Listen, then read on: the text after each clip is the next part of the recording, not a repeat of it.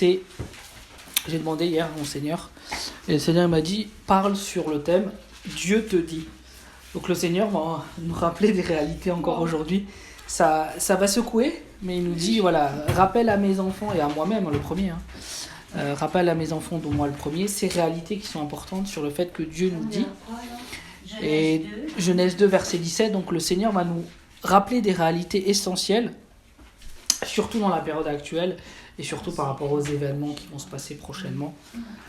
Premier ordre du Seigneur, Genèse 2, verset 17, le Seigneur nous dit, on va prendre déjà le verset 16, il dit « L'Éternel Dieu donna cet ordre à l'homme. Tu pourras manger de tous les arbres du jardin, mais tu ne mangeras pas de l'arbre de la connaissance du bien et du mal, car le jour où tu en mangeras, tu mourras certainement. » J'ai pris la version Strong pour vérifier quel était le sens du mot connaissance en hébreu, parce que l'Ancien Testament était écrit en hébreu. Donc c'est la connaissance du bien et du mal, mais c'est aussi la sagesse du bien et du mal. Donc ce que le Seigneur en fait veut nous rappeler ce soir, c'est que on est dans une période où la sagesse du monde va tenter d'intégrer l'Église et d'apporter un mélange entre la parole et un mélange entre la sagesse du monde. Et c'est ça aussi l'arbre de la connaissance du bien et du mal. Et ce que le Seigneur lui veut, c'est qu'on soit nourri uniquement de l'arbre de vie, c'est-à-dire de Jésus et de sa sagesse à lui, mais de ne pas ramener la sagesse humaine, la sagesse du monde, nos bonnes pensées, qui peuvent paraître comme ça bonnes, mais qui ne sont pas dans la sagesse de Dieu. La sagesse de Dieu, elle est divine et elle dépasse en fait nos pensées et notre façon de réfléchir. Et nous, on a souvent tendance à vouloir se faire un Dieu à notre image ou un évangile à notre image. Et ce que le Seigneur veut nous dire encore aujourd'hui, c'est que l'évangile, les voies, les commandements qu'il nous donne, ce ne sont pas des commandements qui doivent s'adapter au monde, qui doivent s'adapter aux gens, mais c'est nous qui devons nous adapter à l'évangile et au message de la parole de Dieu. C'est ça, c'est de ne pas ramener les poisons, entre guillemets, du monde pour les coller au message de l'évangile, parce qu'à ce moment-là, si on fait ça, c'est comme ce que le Seigneur dit, tu mourras certainement. C'est que spirituellement parlant, ça fait mourir. Le fait de prendre et d'amener les choses du monde dans le message de la croix et de le message de l'évangile. Donc ce que le Seigneur nous dit aujourd'hui, c'est reste dans le message, reste dans mes voies, dans ma sagesse à moi, même si c'est une sagesse incompréhensible, même si c'est une sagesse qui nous dépasse, mais c'est cette sagesse-là qui est bonne et qui va faire qu'on va pouvoir tenir dans la période actuelle et dans les prochains événements qui vont se passer. Donc, toujours la sagesse du Seigneur. Dans Jacques, il est dit que si on lui demande la sagesse et qu'on ne doute pas, il nous la donne. Simplement. Donc, c'est pas quelque chose d'inaccessible, c'est quelque chose d'accessible qu'il faut demander avec un cœur sincère au Seigneur, et le Seigneur va nous donner. Donc, nous, notre désir, c'est de pouvoir vraiment nous nourrir de cet arbre de vie et de, comme il est dit au verset 15, de cultiver et de garder le jardin. Et donc le jardin, c'est quoi ? C'est notre cœur.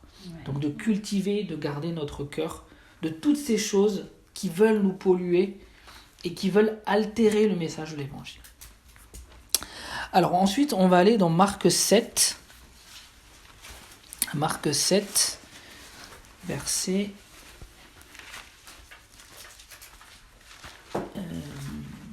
Marc 7, verset 8 à 9.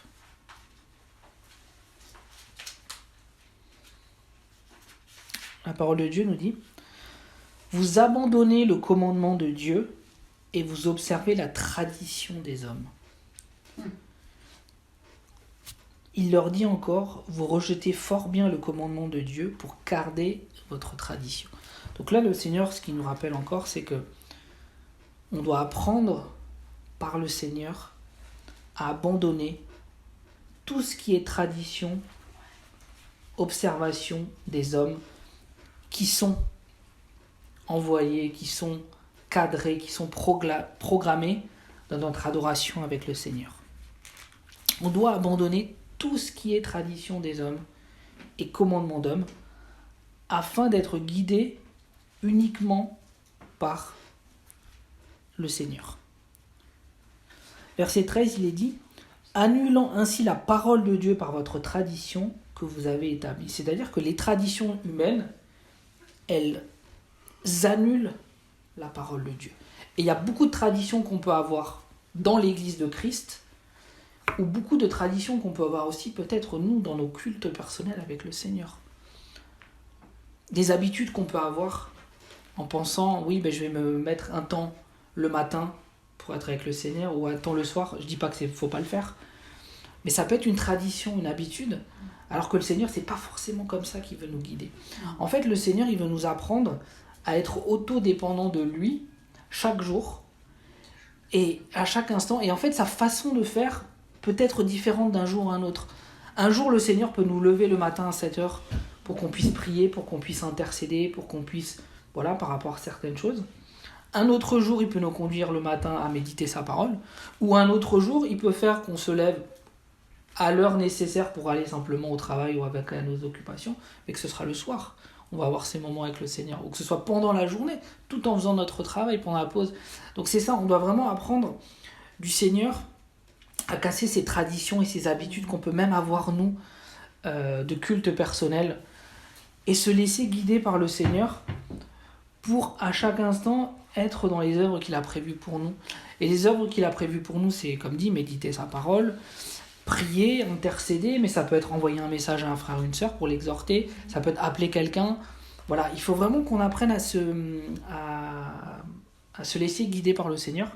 Et il faut aussi qu'on apprenne, des fois on peut être sollicité par beaucoup de choses, et il faut aussi qu'on apprenne à dire stop, non là, je sens que stop, c'est bon, et là je dois m'arrêter de cela, et je dois venir à toi Seigneur, je dois ouvrir ta parole. Voilà. Enfin c'est vraiment ça que le Seigneur veut nous dire, c'est on peut avoir nous-mêmes dans notre culte personnel des traditions. Et on doit casser ça. On peut même penser que si le matin, en me levant, j'ai pas passé 1 heure avec le Seigneur, mais je vais pas passer une bonne journée. Ça, c'est des traditions. C'est des faussetés. Et je sais qu'il y a des frères et sœurs qui pensent comme ça. Non, c'est faux. C'est pas le fait d'avoir passé 1 heure le matin qui va faire qu'on va avoir une bonne journée, parce que les bontés du Seigneur se renouvellent chaque matin. Si on a le temps de le faire, qu'on est conduit, amen, faisons-le. Mais c'est pas ça qui va faire que notre journée sera bonne ou pas. C'est notre communion et notre connexion avec le Seigneur à chaque instant et à chaque moment. C'est lui qui nous conduit. Donc on doit vraiment casser ces traditions pour vivre la liberté de Christ. Et le Seigneur, il a une façon de nous conduire qui est vraiment souvent merveilleuse ou inattendue. Mais c'est là où on voit la main du Seigneur. Le Seigneur peut nous envoyer faire des courses. C'est inattendu, on va faire nos courses. Mais là, le Seigneur, il va permettre qu'on rencontre une personne, qu'on lui dise juste simplement soyez bénis ou le Seigneur vous aime. Mais on doit aussi dire, mais Seigneur, dans ma journée, Seigneur, permets que dans ce que je vais faire, tu me conduises à rencontrer des personnes où je vais pouvoir parler de toi. Même dans les choses simples, mais conduis-moi à une rencontre, à des rencontres. Parce que je sais que tu vas attirer ces âmes à toi.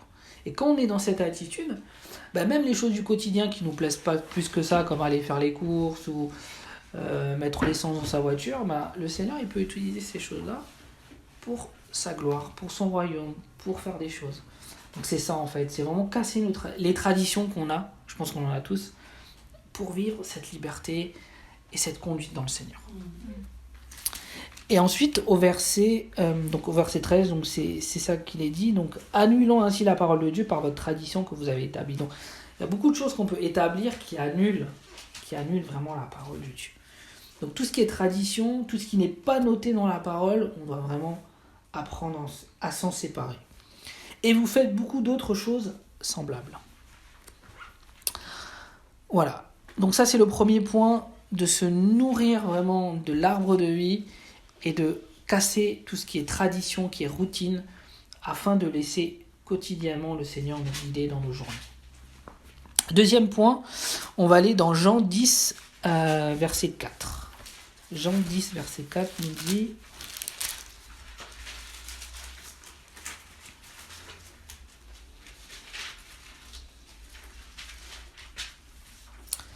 Le Seigneur nous dit, lorsqu'il a fait sortir toutes ses brebis, il marche devant elles. Donc quand le Seigneur il nous fait sortir, qui fait sortir ses brebis, il nous fait sortir d'où? Il nous fait sortir du monde. Il nous fait sortir de notre misère. Il nous fait sortir de nos difficultés. Il nous fait sortir de nos tristesses. Il nous fait sortir des malédictions. Il nous fait sortir de la maladie. Et il nous amène dans les verts pâturages. Et on sait que les verts pâturages, c'est écrit dans le psaume 23. L'Éternel est mon berger, il me conduit dans les verts pâturages. Donc les verts pâturages, c'est la meilleure nourriture qu'on peut avoir en tant que brebis. La brebis veut se nourrir d'herbe. Donc les verts pâturages, c'est la bonne nourriture, c'est la nature, c'est l'oxygène. Donc le Seigneur, lui, où est-ce qu'il veut nous amener? Il veut nous amener dans cette liberté. Et qu'est-ce qu'il fait le Seigneur? Il marche devant elle et les brebis le suivent parce qu'elles connaissent sa voix. Donc ce que le Seigneur nous dit encore, c'est que nous sommes amenés en fait à suivre le Seigneur parce qu'on connaît sa voix, on connaît ses voies, on sait que dans toutes les manières où est-ce qu'il va nous conduire, c'est toujours des bonnes choses qui sont bonnes pour nous. Mais ça nous enseigne aussi que on n'a rien à mériter pour avoir l'écoute de Dieu. On n'a rien à mériter pour que Dieu nous parle et nous enseigne. Il dit très simplement que le Seigneur, que nous, ces brebis, nous connaissons sa voix. Et des fois, on peut penser qu'il faut mériter l'écoute de Dieu, qu'il y a des méthodes particulières pour que Dieu nous écoute, qu'il faut prier d'une telle manière, qu'il faut prier qu'il faut dire tel mot, ou qu'il faut faire un jeûne, ou qu'il faut supplier le Seigneur. Et en fait, ça c'est faux. Le Seigneur, il nous dit encore aujourd'hui qu'il est très simple et qu'on a simplement à s'adresser avec lui tout simplement et on va entendre sa voix parce que nous sommes ses brebis. Donc il n'y a pas de mérite, il n'y a pas de méthode pour que Dieu nous entende, pour que Dieu réponde à nos prières ou à nos attentes. C'est un cœur à cœur très simple. Il n'y a pas besoin, comme dit, de faire des efforts. Il n'y a pas besoin de jeûner. Il n'y a pas besoin de... Non. Très simplement. Seigneur, tu dis dans ta parole, et tu me promets, Seigneur, que ton évangile est fait pour les simples et les enfants. Donc moi, je ne suis pas quelqu'un de compliqué, Seigneur. Je suis quelqu'un de tranquille, de simple. Et je sais que tu es comme ça, Seigneur. Alors, je m'adresse à toi par rapport à ce que j'ai besoin et tu vas me parler, Seigneur. Mais il n'y a pas de mérite, il n'y a pas de méthode, il n'y a pas de... Il faut faire comme ci, il faut faire comme ça. Non, c'est pas comme ça que le Seigneur ne fonctionne pas comme ça. Il est très simple. Donc, pareil, pas de mérite, pas de méthode, uniquement un cœur à cœur avec lui. Et il nous promet en plus, elles ne suivront point un étranger, mais elles fuiront loin de lui, parce qu'elles ne connaissent pas la voix des étrangers.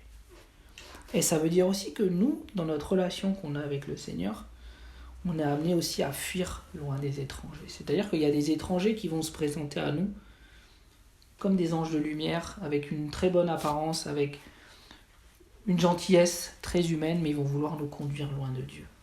Et nous, on doit fuir de ces gens-là pour être en contact toujours avec notre Seigneur. Et ça veut dire que le Seigneur, il nous promet aussi que même s'il y a des personnes en face de nous qui sont mal intentionnées, la voix du Seigneur et son discernement va nous permettre de ne pas rentrer dans leur manigance. Ils auront beau avoir un discours très bon, très mielleux, mais le discernement du Seigneur va nous permettre de fuir ces gens-là. Et surtout, dans les rencontres qu'on peut faire, même dans des projets de mariage, même dans des choses qu'on doit vendre, dans des choses qu'on doit louer, le Seigneur il va nous donner son discernement pour ne pas être séduit par les personnes, afin d'être vraiment en contact avec les personnes que le Seigneur veut. Et pareil pour la communion fraternelle. Le Seigneur va nous conduire avec les personnes qui ont vraiment ce cœur aussi d'avancer avec lui, et pas ceux qui ont un discours comme ça qui paraît très chrétien, mais finalement les fruits ne sont pas là. Le Seigneur a dit, vous reconnaîtrez mes disciples, mes enfants, aux fruits qu'ils portent. Donc c'est pas tous ceux qui portent le nom de chrétiens qui... Voilà, après ça c'est la part du Seigneur, c'est le Seigneur qui s'en occupe. Mais nous, on doit apprendre aussi à fuir les personnes qui peuvent être mal intentionnées et qui viennent sur notre route. Ensuite, Marc 6, verset 34, le Seigneur nous dit...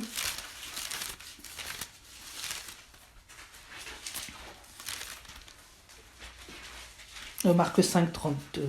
Marc 5, pardon. Marc 5. Non, pardon, c'est bien Marc 6, 34. Pardon. Marc 6, 34, il dit. Quand il sortit de la barque, Jésus vit une grande foule et fut ému de compassion pour eux, parce qu'ils étaient comme des brebis qui n'ont point de berger. Il se mit à leur enseigner beaucoup de choses. Donc, ce que le Seigneur il va encore nous dire aujourd'hui, c'est qu'il est ému de compassion pour nous. Et si on est dans des situations difficiles, si on est dans des situations très dures, des situations familiales, des situations au niveau du travail, des situations personnelles, des situations au niveau de notre santé, le Seigneur il nous dit qu'il est ému de compassion pour nous, parce qu'ils étaient comme des brebis qui n'ont point de berger. Mais le Seigneur il nous rappelle encore ce soir, c'est que lui, le bon berger, il est là. Et il est là et il est présent. Donc il est ému de compassion pour nous, et comme lui il est présent, il va nous aider.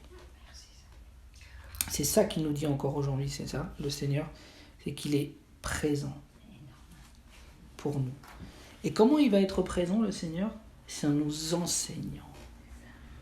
Et en nous enseignant dans son amour et dans sa compassion, il va nous aider à sortir de la situation par laquelle on passe, qui est difficile. Mais le Seigneur nous dit, il est là, lui, en tant que berger. Et il n'a que de la compassion pour nous. Le Seigneur, il n'a aucune haine, il n'a aucune colère, il n'a rien. Bien sûr, c'est un feu dévorant. Si à un moment, il voit qu'on est trop rebelle et qu'on ne se repent pas, il peut être. Mais même quand il agit comme ça, c'est toujours avec amour qu'il le fait. Mais ça, c'est pour surtout les personnes qui sont rebelles. Mais pour les autres, il nous dit qu'il est rempli de compassion. Et la compassion du Seigneur, c'est pas la compassion humaine, parce que la compassion humaine, ça va nous faire du bien sur le moment, mais ça va pas forcément nous donner les solutions à nos problèmes. Alors que la compassion du Seigneur, c'est qu'il est là, il est présent quand c'est dur, mais c'est qu'il est aussi la solution pour qu'on sorte de ça. Donc il est là, hein, en tant que berger et bon berger.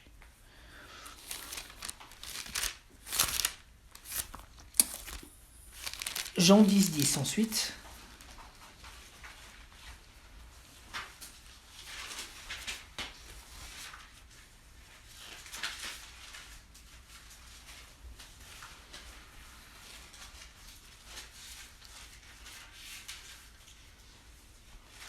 Jean 10, 10, où il est dit, le voleur ne vient, donc le voleur c'est Satan, hein, ne vient que pour dérober, égorger et détruire.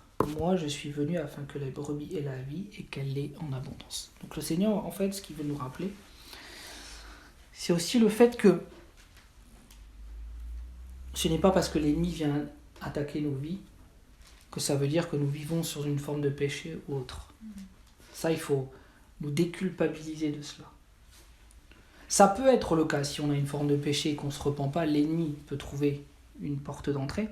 Mais si on pêche et qu'on se repent et qu'on a le désir de changer, le Seigneur le voit et son œuvre se fait de sanctification. Il a promis qu'il nous amènerait au but. Mais c'est pas parce qu'on est attaqué par l'ennemi que ça veut dire qu'il y a dans nos vies des choses qui sont mauvaises.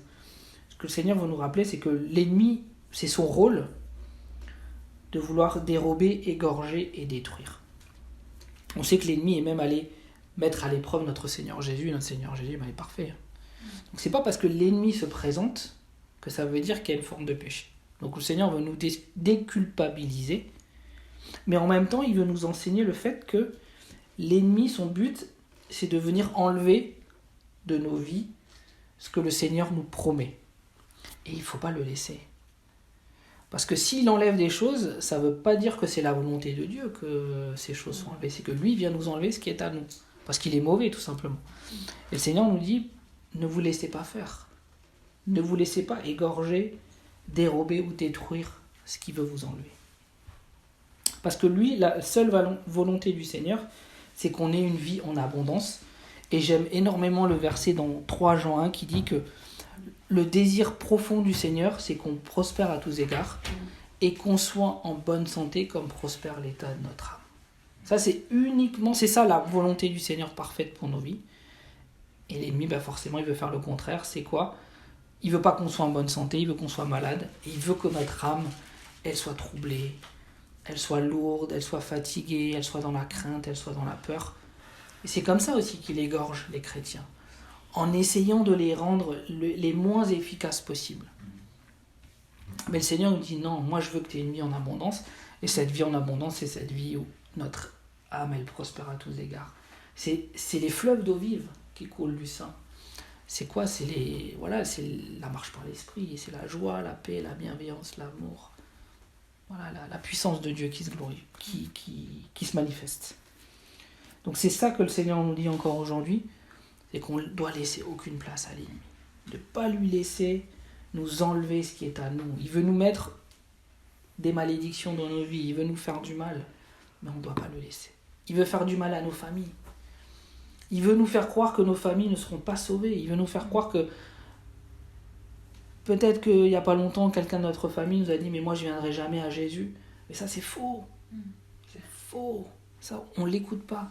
Parce que le Seigneur, il a dit que nous et notre famille, on sera sauvés. C'est une réalité. Quel que soit ce qu'ils peuvent dire. Ils peuvent dire qu'ils ne croient pas en Dieu, ils peuvent dire ce qu'ils veulent. Ça, c'est des paroles d'hommes. C'est la parole du Seigneur qui est véritable. C'est celle-là qui est juste. Donc ça, le Seigneur, il nous dit, parce qu'il veut égorger et faire du mal à nos bien-aimés. Il le sait très bien, il sait à qui on est attaché. Mais non.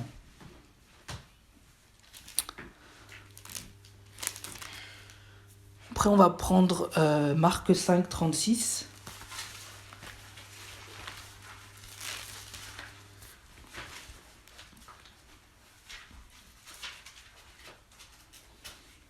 Alors, une autre chose que le Seigneur veut nous dire, c'est que on a tendance à un moment donné aussi à créer une sorte de séparation entre le spirituel. On sait que le Seigneur, il est Dieu, il est merveilleux. Mais que les choses de ce monde, on a tendance un peu à accepter certaines réalités. Des réalités que le monde veut nous donner, comme par exemple, plus tu vas vieillir, plus tu vas être faible, plus tu vas vieillir, plus ça va être dur. Il faut que tu penses à ta retraite, ça va être difficile, la situation économique, tout ça. En fait, ce que le Seigneur veut nous dire, c'est que on ne doit pas créer une séparation entre le spirituel et ces choses du monde, en pensant que pour les choses du monde, on doit être un peu soumis à ce que le monde vit. Non, ça c'est pour ceux qui ne connaissent pas le Seigneur. Mais nous, le Seigneur, ce qu'il veut nous dire, c'est que même dans les choses de ce monde, Dieu il va amener sa gloire. Et qu'on n'est pas soumis aux directives ou aux choses que ce monde vive. Nous, on est amenés à avoir une vie différente. Parce qu'il est dit que nous sommes ambassadeurs de Christ. Un ambassadeur, c'est quoi? C'est qu'il n'est pas soumis aux lois du pays. Nous, on n'est pas soumis à la loi de ce monde. Nous, on est soumis à la loi de l'esprit de vie qui a mis à mort la loi de l'esprit de la chair. Donc la loi de l'esprit de vie, que le Seigneur veut nous dire, c'est que notre vie est amenée à être différente et à aller à contresens de ce monde. Ce monde va de plus en plus dans la déchéance, dans la pauvreté, dans la maladie, dans les malédictions. Mais le Seigneur, il nous dit c'est le contraire. Avec lui, ça va crescendo. Crescendo dans la sanctification, crescendo dans la pureté, crescendo dans l'amour, crescendo dans la force en lui, crescendo dans la santé, crescendo dans les bénédictions. En fait, avec le Seigneur, c'est une montée. Avec le monde, c'est une descente. Donc nous, plus on va avancer en âge, et plus ça va monter, surtout dans l'œuvre de sanctification, jusqu'au jour où on va arriver au départ pour le Seigneur. Et ce monde, il va en bas, nous, on va en haut. C'est ça qui est une énorme grâce.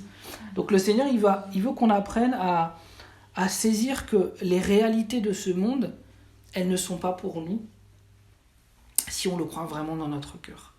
Et une des bénédictions dans Deutéronome 28, c'est que le Seigneur a dit « L'Éternel fera de vous un peuple saint ». Et ça veut dire que plus on va marcher dans la sanctification, et plus ça prouve la bénédiction de Dieu dans nos vies, parce qu'on est de plus en plus à l'image du Seigneur. Et Marc 5,36 nous dit, qui est très important, hein.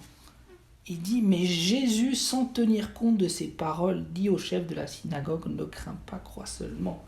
Mais le sans tenir compte de ces paroles, il est essentiel. C'est-à-dire qu'on va être assagi de paroles. La télévision, les journalistes, ce que va vouloir défendre notre corps, nos pensées. Mais le Seigneur nous dit, ne tiens en aucun compte de toutes ces paroles d'hommes, mais uniquement ce que moi je dis. Et là, c'est la gloire de Dieu qui se manifeste. Le Seigneur Jésus, il n'a jamais prêté attention à ce que les hommes ont dit. Jamais. Je vais vous donner un exemple. Je connais une personne qui est en train de s'approcher du Seigneur. Sa vie, c'était une vie vraiment de difficultés, de blocages, de malédictions. Plein de choses qui se bloquaient administrativement et autres. Et il y a une œuvre qui est en train de se faire avec le Seigneur. Tout ce qui était bloqué a été débloqué en même pas un mois. Amen. La gloire de Dieu s'est manifestée. Elle des dossiers qui traînaient, je crois, depuis 10 ans ou 15 ans. Ça a été lancé en 3-4 jours, elle avait la réponse. Gloire de Dieu. Elle a vu la gloire de Dieu. Mais ce monde nous dirait, ah mais ok, il faut attendre peut-être 3 mois, 4 mois, 6 mois pour qu'il nous réponde, ou 1 an. Mais non. Avec Dieu, c'est tout de suite. Tout de suite. Il ne faut pas tenir compte de ce que nous dit ce monde.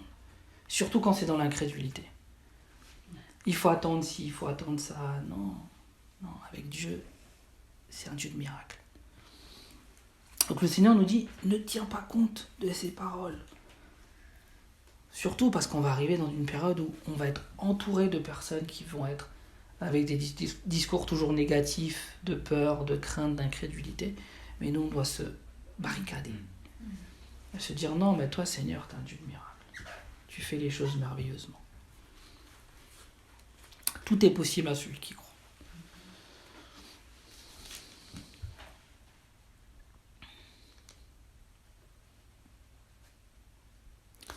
Ensuite, Marc 5, 26. Il dit, donc ça parlait de la femme qui était atteinte d'une perte de sang depuis 12 ans. Elle avait beaucoup souffert entre les mains de plusieurs médecins et elle avait dépensé tout ce qu'elle possédait et n'avait éprouvé aucun soulagement, mais elle était allée plutôt en empirant. Et ce que le Seigneur veut nous dire, c'est que si on met notre confiance aux hommes, mais c'est ça qui va se passer. C'est que ça va être de pire en pire. Mais nous, on doit mettre notre confiance dans le Dieu vivant et véritable. Et quand on met notre confiance dans le Dieu vivant et véritable, quelle est la réaction de Dieu ? Qui m'a touché comme ça ? Et on envie en fait dans notre cœur que Dieu il dise ça. Qui m'a touché comme ça avec cette foi ? Parce que le Seigneur il entend tous les jours des milliers et des milliers et des millions de prières, mais il n'y en a que certaines où il peut se dire « Ah, qui m'a touché comme ça ?» parce que c'est une prière de foi. Comme cette femme. Et en fait, on doit avoir ce désir, entre guillemets, d'impressionner notre Seigneur. Et qu'ils se disent « Ah, il m'a touché par sa prière. » Là. Et là, c'est la gloire de Dieu qui agit très vite, très très vite. Et le verset 29 nous dit « Au même instant, la perte de sang s'arrêta. » Elle en souffrait pendant 12 ans. Mais quand elle a touché le Seigneur avec foi, direct, ça s'arrête. Et moi, je pense beaucoup à cette femme qui souffrait depuis des années, qui était dans l'occultisme et autres. Et maintenant, elle voit la gloire de Dieu, elle voit les malédictions qui sont en train de disparaître de sa vie. Elle faisait de la voyance, et maintenant elle s'est ouverte au Seigneur. Elle a demandé à avoir une Bible. Elle voit la gloire de Dieu se manifester dans sa vie. Ça, c'est Dieu qui agit. Et quand il agit, et le Seigneur, il agit merveilleusement. Oui, et là, tu peux dire le péché a abondé, la grâce surabonde. On le voit réellement. C'est ça que le Seigneur, il nous dit encore. C'est ça qu'il est. Alors, on veut toucher le Seigneur avec cette foi. Qui se disent, qui m'a touché comme ça ? Malgré la foule qu'il y a autour, malgré les millions de prières qu'il y a autour. Mais qui est celui ou celle qui m'a touché comme ça? Alors ensuite, on va parler aussi, le Seigneur m'a demandé de reparler un petit peu de la souveraineté de Dieu. Donc la souveraineté de Dieu, c'est de penser que tout ce qui se passe sur cette terre, c'est Dieu qui le veut. Que tout ce qui se passe, dans notre vie, c'est Dieu qui le veut. Donc c'est faux. On va juste revoir un point par rapport à cela. Donc on va aller dans...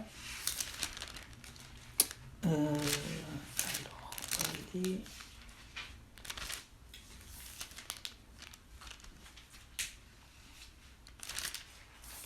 cherche juste le passage.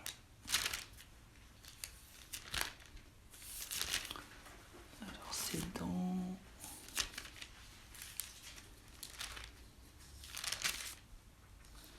C'est la parabole avec les deux maisons. Donc c'est dans Matthieu 7, versets 24 à 27. Donc ce que le Seigneur veut nous dire, c'est qu'il y a beaucoup de choses qui se passent, ou qui peuvent se passer, qui ne sont pas de sa volonté. Et que la souveraineté de Dieu, elle se calque, elle se lie à ses commandements et à sa parole. Donc s'il y a quelque chose qui se passe qui est contraire à sa parole, c'est pas Dieu qui l'a voulu ainsi. C'est qu'il y a eu soit une incompréhension, de l'incrédulité, ou une personne qui a peut-être à un moment donné, c'était trop difficile, elle a dit « Seigneur, j'en peux plus, viens me chercher ». C'est possible, hein, on reste des êtres humains. Mais c'est pas parce que ça s'est passé comme ça que c'est la volonté de Dieu. C'est que pour que la volonté de Dieu se manifeste, il faut la coopération de la personne en face. Donc Matthieu 7, versets 24 à 27 nous dit « C'est pourquoi quiconque entend ces paroles que je dis et les met en pratique sera semblable à un homme prudent. » Donc nous, notre devoir, c'est d'entendre la parole du Seigneur de la bonne manière et de la mettre en pratique. La pluie est tombée, les torrents sont venus, les vents ont soufflé et se sont jetés contre cette maison. Donc ça veut dire que forcément on va être amené à faire face à des choses impressionnantes, visuellement parlant, humainement parlant. Elle n'est point tombée parce qu'elle était fondée sur le roc. Donc on voit que la volonté du Seigneur, c'est que on écoute sa parole, on la met en pratique. Comme ça, quand il y a des événements difficiles qui arrivent, nous on reste forts, fondés sur le roc, et ces événements-là n'ont pas la victoire sur nous. Mais quiconque entend ces paroles que je dis et ne les met pas en pratique sera semblable à un homme insensé qui a bâti sa maison sur le sable. La pluie est tombée, les torrents sont venus, les vents ont soufflé et ont battu cette maison. Elle est tombée et sa ruine a été grande.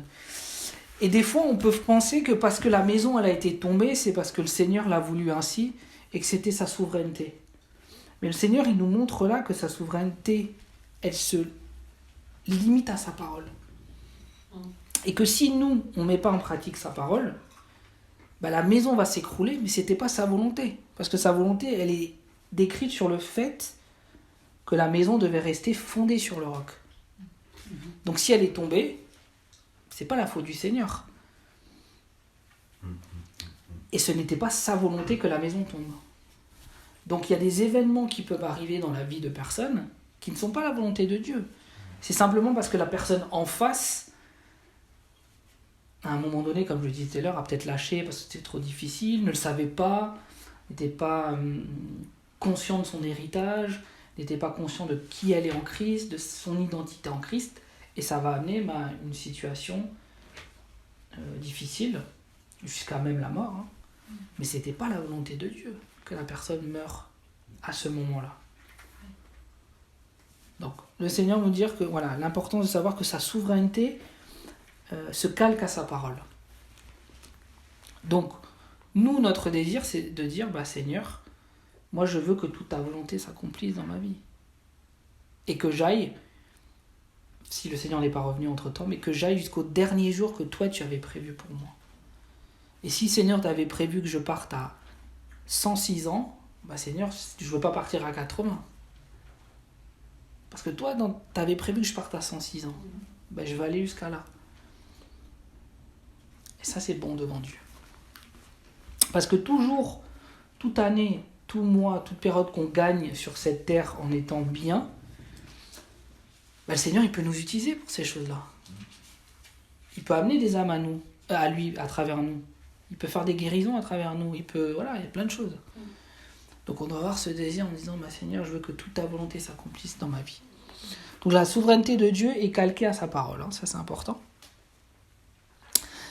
Et on va revoir juste la partie du temps. Parce que souvent, on peut aussi dire, on pense qu'il y a un temps de Dieu. Donc le Seigneur, il veut nous rappeler encore aujourd'hui que le temps de Dieu, c'est aujourd'hui. Alors on va aller dans 2 Corinthiens.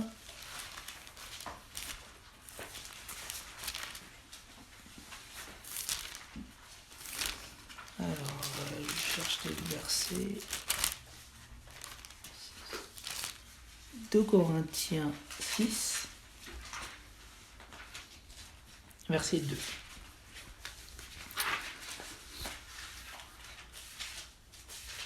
La parole de Dieu nous dit que si on fait une prière selon sa volonté, nous savons qu'il nous écoute. Et si nous savons qu'il nous écoute, nous savons que nous possédons la chose que nous lui avons demandée. Donc le Seigneur, il ne veut pas nous faire patienter pour des choses qu'il a déjà accomplies à la croix.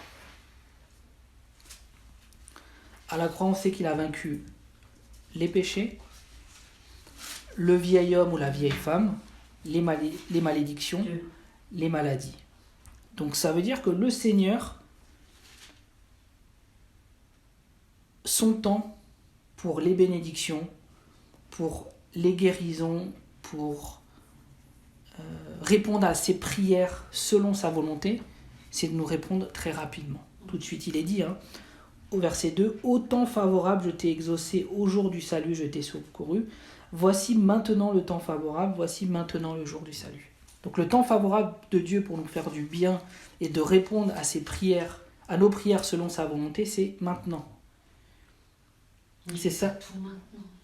Beaucoup de choses maintenant que le Seigneur veut nous donner de ce qu'il a accompli à la croix. Donc c'est tout ce qui est bénédiction, guérison, victoire sur le péché, bien-être au niveau de notre âme, protection, le fait que Dieu pourvoit à nos besoins. Tout ça, c'est inclus dans l'œuvre de la croix, et donc c'est tout de suite. Donc il y a beaucoup de choses qu'on demande, dont le temps de Dieu, c'est aujourd'hui. Il peut y avoir un temps d'attente quand il y a une personne qui est en lien. Par exemple, le salut de notre famille. Ça peut prendre un peu plus de temps parce que le cœur de la personne en face doit s'ouvrir au Seigneur. Donc là, ça peut prendre un peu plus de temps. Mais tout ce qui nous concerne, nous, personnellement, le temps de Dieu, c'est tout de suite. C'est rapidement. Et on aurait tendance à penser qu'une vertu chrétienne, c'est la patience. Mais il y a une sorte de patience que le Seigneur ne veut pas qu'on ait. À la femme qui avait la perte de sang, il lui a pas dit sois patiente et attends encore un peu. Il l'a tout de suite guérie. Donc il y a beaucoup de choses que le Seigneur veut faire dans nos vies très vite ou immédiatement. Et c'est ça son temps. Et vous nous le rappelez que le temps de Dieu, c'est faux. C'est son temps, c'est maintenant. C'est maintenant le temps favorable. Quand ça nous concerne nous, et quand ça concerne les choses que Christ a accomplies pour nous à la croix. Ça, il y a longtemps. Enfin, moi, je l'ai longtemps compris à l'envers. Galates 1, verset 7 nous dit, dans ce que le Seigneur nous dit aussi, il attend de nous que on ne présente pas un faux évangile, qu'on présente le message de l'évangile de la bonne manière avec le message central, repentez-vous. La repentance, elle est essentielle dans le message de l'évangile. Quand on annonce notre Seigneur Jésus, on ne vend pas le Seigneur, on l'annonce comme il est, c'est la repentance. Bien sûr l'amour de Dieu, ça c'est sûr, mais qui va avec le message de la repentance, c'est que Dieu a tant aimé le monde qu'il a envoyé son Fils Jésus, afin que quiconque croit en lui ne périsse point, mais ait la vie éternelle. Donc Galates 1, verset 7 nous dit, non pas qu'il y ait un autre évangile, mais il y a des gens qui vous troublent et qui veulent altérer l'évangile de Christ. Et donc là, le Seigneur nous dit, n'altérons pas l'évangile de Christ. Avec des paroles comme, cette personne, elle a tout sauf le Seigneur. Si elle n'a pas le Seigneur, elle n'a rien. Ou, il a un bon cœur. Le Seigneur nous dit que notre cœur est tortueux, qu'on est tous privés de la gloire de Dieu. Tous. Ça peut être la personne la plus gentille, la plus pieuse, la plus déconnectée de Dieu, parce qu'il y a le péché qui est là. Et que la personne la plus gentille, si on lui fait la pire des crasses, elle ne sera pas gentille. Alors que le chrétien renouvelé par le Seigneur, qui arrive à un stade de spiritualité, on est tous en chemin, la personne peut lui faire une crasse, on va dans notre cœur vouloir le bénir. Même si sur le moment ça peut être difficile, et voilà. Mais très rapidement on se rétablit, on dit Seigneur bénis cette personne. Voilà. Donc ce que le Seigneur me dit, c'est l'importance de présenter le message de l'évangile de la bonne manière. Et oser parler du Seigneur. Des fois on a tendance à pas oser, on pense que la personne va pas vouloir entendre le message, ou la personne va être réfractaire, ou on va se fier à la réaction de la personne. Mais c'est pas la réaction de la personne qui est importante. Parce qu'il y a des personnes qui, j'en suis sûr, au moment où on leur annonce le Seigneur, elles vont pas réagir, mais au fond de leur cœur, elles sont touchées. Et après, on ne sait pas ce qu'elles font dans leur chambre, ou comment le Seigneur va les travailler. Ou d'autres qui vont donner l'impression que ça leur parle, et après on voit que non, quoi. Donc c'est ça, vraiment l'importance de présenter l'évangile véritable, qui se passe toujours par l'œuvre de la repentance. Nous sommes déconnectés de Dieu et nous avons besoin d'être réconciliés avec lui par un sacrifice parfait, celui de Jésus-Christ, qui est venu sur terre pour nous racheter.